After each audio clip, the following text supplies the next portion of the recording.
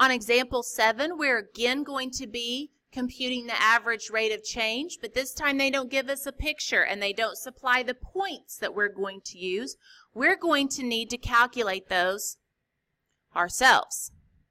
So they do give us a formula to help calculate those points. It says n of x is equal to the square root of x minus 1. And we're supposed to compute the average rate of change over the interval from x equals 1 to x equals 2. Then on part B, over the interval from x equals 2 to x equals 5. And then on part C, over the interval from x equals 5 to x equals 10. We need some points so that we can compute the average rate of change, the change in y over the change in x. Okay?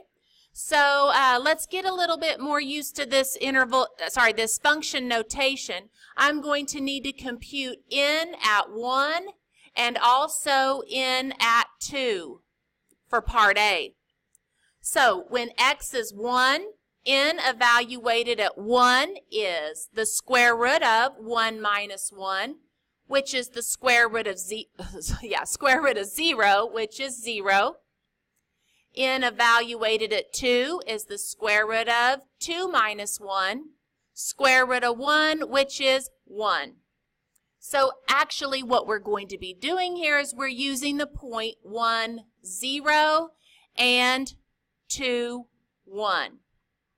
So the average rate of change, this is for part A, over the interval from 1 to 2 is found by taking the change in y over the change in x. Okay? I'm going to go 0 minus 1 over 1 minus 2. I just decided to go in that order. Okay? 0 minus 1 is a negative 1 over 1 minus 2 is a negative 1.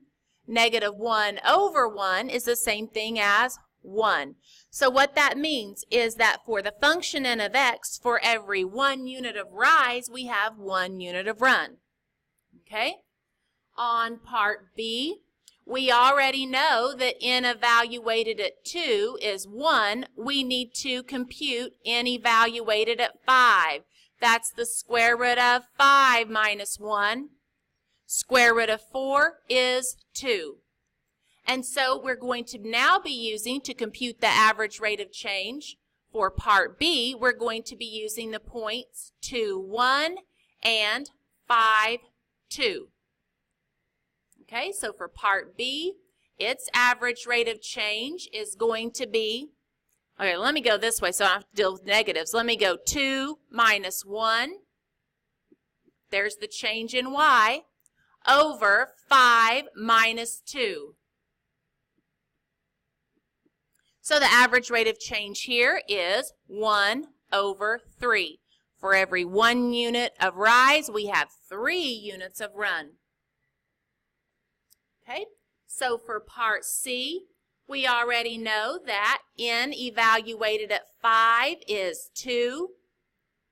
N evaluated at 10 is going to be the square root of 9, which is 3. So we're going to be using the points 5, 2 and 10, 3 to compute the average rate of change for part C over the interval from 5 to 10.